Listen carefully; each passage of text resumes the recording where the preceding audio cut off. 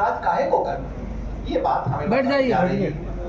चुनाव आयोग प्रेस विज्ञप्ति देके कह रहा है कि बैठिए ना। मिथ्या प्रचार किया जा रहा है, और बताइए यदि कुछ लोग मृत हैं, कुछ गलत नाम है वोटर लिस्ट पे, तो हमें इसमें किसी को ऐतराज क्यों होना चाहिए। और जो लोग ऐतराज कर रहे हैं उन्हें जरूर कुछ मृत लोगों का नाम वोटर लिस्ट में पसंद है, इसलिए ऐतराज कर रहे हैं। ये बातें इलेक्शन कमीशन कह रहा है।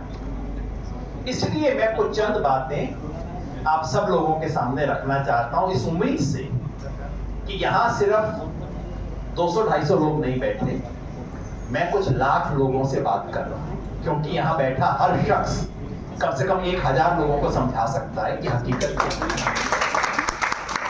तो मैं आपको कहना चाहता हूं, पहली बात,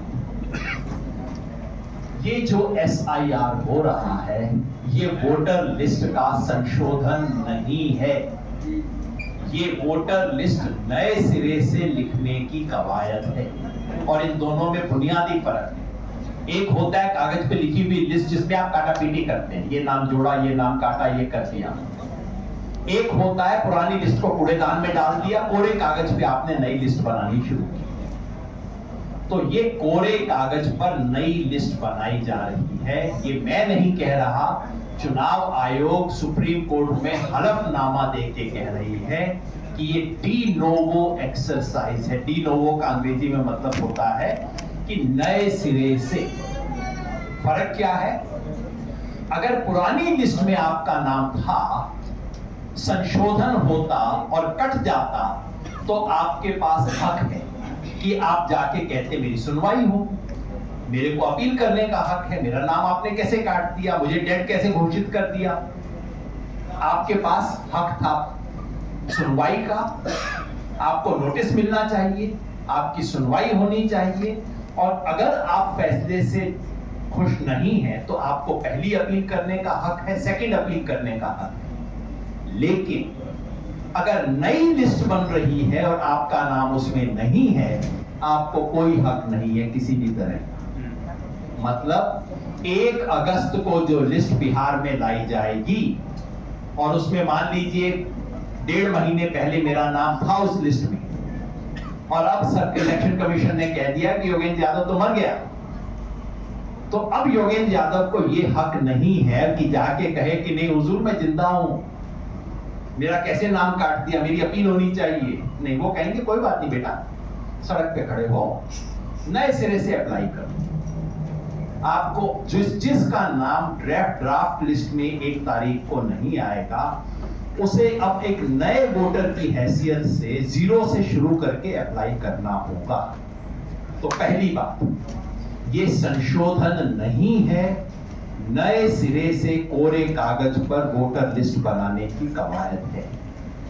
नंबर 2, वो कहते हैं हमने ऐसा 2003 में किया था, उसके 22 साल बाद अब ये कर रहे हैं। पहला सवाल होता है हुजूर 22 साल क्यों नहीं किया आपने? दरअसल इलेक्शन कमीशन ने ये काम सोच समझ के बंद कर दिया था 22 साल पहले, क्योंकि कंप्यूटर आ गए थे। उन्होंने कहा अब रजिस्टर में काटे पीटे का कोई चक्कर नहीं बचा, इसलिए अब हमें नए सिरे से बनाने की जरूरत नहीं है। अब कंप्यूटर आ गए, उसमें डिलीट हो जाता है, फ्रेश लिस्ट आ जाती है, हमें इसकी जरूरत नहीं। मगर सबसे इंपॉर्टेंट बात ये याद रखने की है कि जो अब हो रहा है वो 2003 जैसा नहीं हो रहा। 2003 में ऐसा कुछ नहीं हुआ था जो कि अब हो रहा है। यहाँ पे तमाम लोग बैठे हैं, कई सफेद बाल वाले मेरे तरह के दिख रहे हैं, सबको याद होगा 2003 में किसी से फॉर्म नहीं भरवाया गया था, 2003 में किसी से दस्तावेज नहीं मांगा गया था। 2003 में सिर्फ इतना हुआ था कि अफसर आपके घर आया, हर घर गया, प्रिंट आउट हाउस के अंदर लिस्ट का, और उसमें नीचे खाली जगह छोड़ दी गई थी कि आप इसमें चेक करके दोबारा से भर दीजिए नाम उसी लिस्ट में, कि कोई नाम में गलती तो नहीं है, कोई कट तो नहीं गया वगैरह। वो भी संशोधन ही था। 2003 में ना फॉर्म भरवाया गया, ना सर्टिफिकेट मांगे गए। इलेक्शन कमीशन झूठ बोल रहा है कि 2003 में जो हुआ था वो हम कर रहे हैं, क्योंकि आज जो बिहार में किया जा रहा है वैसा आजाद हिंदुस्तान में 75 साल में कभी नहीं हुआ, कहीं नहीं हुआ। नंबर तीसरी बात, पिछले 75 साल से हमारे देश का कायदा ये रहा है कि आपका नाम वोटर लिस्ट में हो, ये आपकी जिम्मेदारी नहीं। ये अगर ये इलेक्शन कमीशन के नुमाइंदे हैं, अफसर हैं, अफसर की सरकार की जिम्मेवारी है कि आपका नाम वोटर लिस्ट में आए। अगर आपने अपना घर बदल लिया तो बताना आपकी जिम्मेवारी है, लेकिन पहली बार आपका नाम वोटर लिस्ट में लिखा जाए ये सरकार की जिम्मेवारी है और ये कानूनी जिम्मेवारी है। कोई व्यक्ति जो कि वोट देने के काबिल है उसका नाम नहीं छूटना चाहिए, और ये उस गरीब की जिम्मेवारी नहीं है, तुम्हारी जिम्मेवारी है, तुम सरकार है। इस देश का 75 साल से ये कानून है, कायदा है, नियम। पहली बार 75 साल में उस कायदे को उलट दिया गया है। ये अब तुम्हारी जिम्मेवारी है। फॉर्म तुम्हारे घर दे गए या फॉर्म जाके बीएलओ के से ले लो। अगर फॉर्म नहीं भरा तो जो कहते हैं ना ठन ठन गोपाल, टाटा बाय बाय, अब तुम्हारा नाम वोटर लिस्ट में नहीं होगा, मैं क्या करूं, तुमने फॉर्म नहीं भरा। दुनिया के जिस मुल्क में ये सिस्टम है कि आपका नाम भरवाना आपकी जिम्मेवारी, जैसे अमेरिका में, उस देश में इसका नतीजा ये होता है कि नीचे के 10-20% लोग हमेशा छूट जाते हैं। अमेरिका में ये सिस्टम इसलिए रखा गया है ताकि वहां के जो ब्लैक लोग हैं, काले लोग हैं, वो वोटर लिस्ट में कम आ सके, उसके लिए सिस्टम। तो तीसरी बात ये बताइए कि वोट बनाने की जिम्मेवारी पहली बार वोटर के कंधे पे डाल दी गई है, सरकार के कंधे से उतार दी। चौथी बात, पहली बार वोटर से कहा जा रहा है तुम साबित करो कि तुम हिंदुस्तानी हो। आज तक हमारे देश में जो नियम कायदा था वो ये था कि मैं आपके घर आ गया, आपका वहां घर है, तो मैं मान के चलता हूं कि आप हिंदुस्तानी हैं। अगर आपके बारे में शिकायत है तो मैं पूछूंगा कि भाई आप लिख के दे दो कि आप हिंदुस्तानी हो। अगर आपके बारे में सबूत है कि आप हिंदुस्तानी नहीं हो तो फिर मैं आपसे कहूंगा कि नहीं, अब आप मेरे को सबूत दो, आप भी कागजात दिखाओ। लेकिन तभी अगर आपके बारे में शिकायत और सबूत है तब मैं आपसे कागजात मांगूंगा, नहीं तो आपसे कभी कोई कागजात नहीं मांगे जाएंगे। मैक्सिमम जो कहा जाता था कि ठीक है तुम अपना हलफनामा दे दो कि मैं भारत का नागरिक हूं, बस, जिसे अंग्रेजी में कहते हैं प्रिजम्पशन, ये था कि आप भारत के नागरिक हो। अगर कोई सबूत होगा तो प्रिजम्पशन बदलेंगे। 75 साल के बाद पहली बार ये हो रहा है कि प्रिजम्पशन को पलट दिया गया है। इससे पहले ये था कि हाँ आप हिंदुस्तानी नागरिक तो हो गई, अब मैं पलट के कह रहा हूं भाई मुझे नहीं पता आप हिंदुस्तानी हो कि नहीं हो, आप साबित करो, कागजात लेके आओ। पहली बार ऐसा हो रहा है 75 साल में, कभी नहीं हुआ ये चीज वोटर लिस्ट में आने की। असम में हुआ था एनआरसी में आने के लिए, वोटर लिस्ट के लिए असम में भी ऐसा नहीं। तो चौथी बात, पहली बार ऐसा हो रहा है, ये बिल्कुल जो हो रहा है अनहोनी चीज है। और याद रखिए ये सिर्फ बिहार के लिए नहीं है, इलेक्शन कमीशन का ऑर्डर साफ साफ कहता है ये पूरे हिंदुस्तान में होगा, सबसे पहले बिहार में हो रहा है। इसलिए मेरी आपसे गुजारिश, इस देश में बिहार ने बहुत बड़े बड़े काम किए हैं, और याद रखिए अडवाणी जी का रथ भी बिहार ने ही रोका था, ये वाला रथ भी बिहार को रोका। शुरू में ही रोक दीजिए, नहीं तो सारा हिंदुस्तान इसका शिकार बनेगा। जरूर। ये जो काम है इसका यही नतीजा होगा, पूरे हिंदुस्तान पे तलवार लटकेगी। इसलिए बिहार में इसकी सच्चाई को हमें दिखाना है। 2-3 और बात कहूंगा फिर माफी मांगूंगा। पहला, चुनाव आयोग ने परसों 25 तारीख जब पूरी हो गई, परसों थी ना, परसों चुनाव आयोग ने परसों शाम को प्रेस विज्ञप्ति देके सारे बिहार को बधाई दी है कि बधाई हो, 7 करोड़ 23 लाख बिहारियों ने अपने फॉर्म भर के इस प्रक्रिया में सहयोग किया। हम सब यहां बैठे हुए लोग जानते हैं कि ये सरासर झूठ है। बिल्कुल बिल्कुल। लोगों ने अपने फॉर्म खुद नहीं भरे हैं, बीएलओ ने भरे हैं। लोगों को पता भी नहीं है कि फॉर्म भरा गया कि नहीं भरा गया, बीएलओ ने कह दिया टेंशन मत लीजिए हो जाएगा सब। दस्तखत तक बीएलओ ने कर दिए हैं, दस्तावेज किसी ने जमा नहीं, कुछ लोगों ने किए हैं, ज्यादातर लोगों ने दस्तावेज कोई जमा नहीं किए हैं। और चुनाव आयोग कहता है अपनी पीठ थपथपाते हुए बधाई हो, सबके हो गए हैं।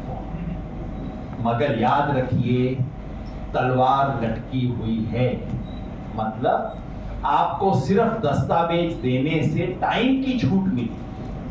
पहले ये था कि 25 जुलाई तक दस्तावेज दीजिए, अब ये हो गया है कि 31 अगस्त तक दे दीजिए। दस्तावेज देने से छूट नहीं मिली है, नियम नहीं बदला है, सिर्फ टाइम की मोहलत मिली है। 1 अगस्त के बाद अब सबसे पूछा जाएगा दस्तावेज लाओ। दरअसल मैंने गलत बोल दिया, सबसे नहीं पूछा जाएगा, कुछ लोगों से नहीं पूछा जाएगा और कुछ लोगों से पूछा जाएगा। और ये सारा खेल इसी का है इलेक्शन कमीशन का, कि बीडीओ के हाथ में इतनी पावर दे दी है कि बीडीओ स्थानीय स्तर पे जांच करके अपने विवेक के अनुसार अपनी संतुष्टि के मुताबिक ये फैसला करेगा कि किस व्यक्ति से क्या दस्तावेज मांगने। अब आप समझ गए होंगे क्या मतलब है इसका। ये किसी ने कहा ये एसआईआर सर जो है ये सरनेम की एक्सरसाइज है, आपके सरनेम से तय किया जाएगा कि आपसे दस्तावेज पूछे जाएं कि न पूछे जाएं। ये खेल होगा, तो असली खेल शुरू होने वाला है। लेकिन अभी तक क्या हो चुका है, उसी शाम की प्रेस रिलीज के मुताबिक बिहार के 65 लाख नाम काट दिए गए हैं। मृत बता के, परमानेंटली माइग्रेंट बता के, मिले नहीं डुप्लीकेट हैं, ये सब कह के 65 लाख नाम तो ऑलरेडी कट चुके हैं। उसके बाद काटने का खेल 1 अगस्त से और शुरू होगा कि आपने दस्तावेज नहीं दिया, हम क्या करें। आपका तो मामला गलत है। 2 और चीज याद रखिए, जब जब वोटर लिस्ट में रिवीजन होता है, हर बार होता ही है, कुछ नाम जुड़ते हैं कुछ नाम कटते हैं। 65 लाख नाम कट तो गए, चुनाव आयोग ने बता दिया 21 लाख मर गए हैं, 31 लाख बाहर थे, इतने डुप्लीकेट हैं बता दिया।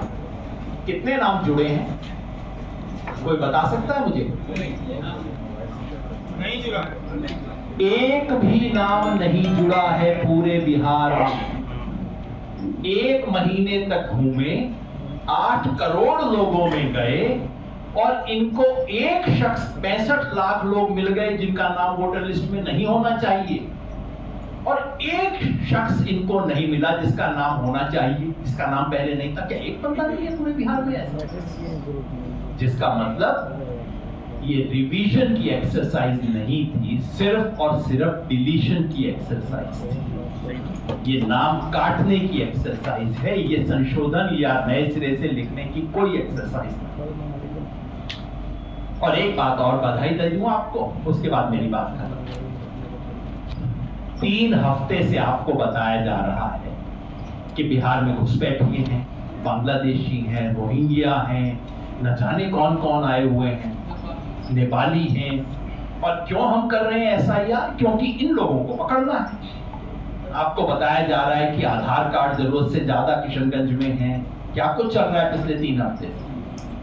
सारा करने के बाद चुनाव आयोग सूची बना के देता है, इतने लोग मर गए, इतने लोग बाहर हैं, इतने लोग मिले नहीं, इतने लोग डुप्लीकेट हैं, कितने विदेशी और घुसपैठिए हैं लिस्ट में जिक्र नहीं, एक भी नहीं है।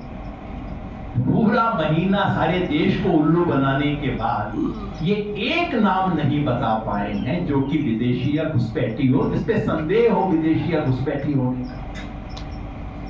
ये स्थिति है।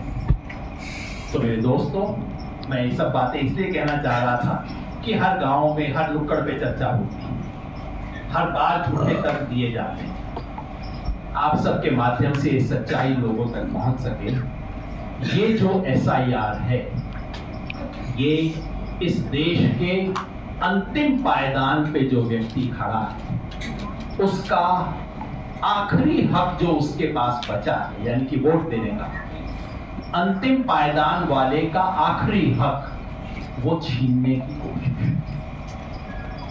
अगर इस आदेश को ईमानदारी से लागू किया जाए तब भी गरीब, प्रवासी, महिला, अल्पसंख्यक ये लोग वोटर लिस्ट से बाहर होंगे।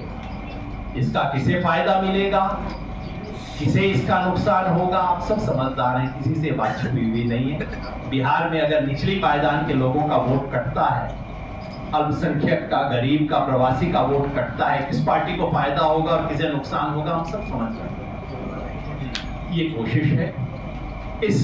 इसलिए हम सबका, हर हिंदुस्तानी का फर्ज है कि इसके खिलाफ लड़ाई करें, क्योंकि ये सिर्फ आपके अपने हुकूक की लड़ाई नहीं, ये हिंदुस्तान के जो बुनियादी उसूल है, यूनिवर्सल एडेड फ्रेंचाइज, हर इंसान को, हर शख्स को वोट देने का हक होगा, उस बुनियादी उसूल को बचाने की लड़ाई है जो हर हिंदुस्तानी को लड़नी है। लड़ाई कोर्ट कचहरी में लड़ी जाएगी। कल मैं उसी के लिए आदि भाग के जा रहा हूं, क्योंकि कल सुप्रीम कोर्ट में सुनवाई है।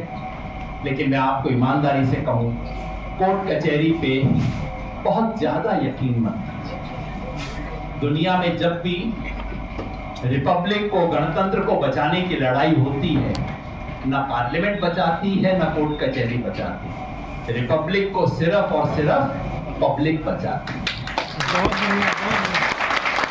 ये आपने तमाम पड़ोसी देशों में देख लिया होगा, जब पब्लिक आती है तभी बचता है देश, नहीं तो नहीं बचता।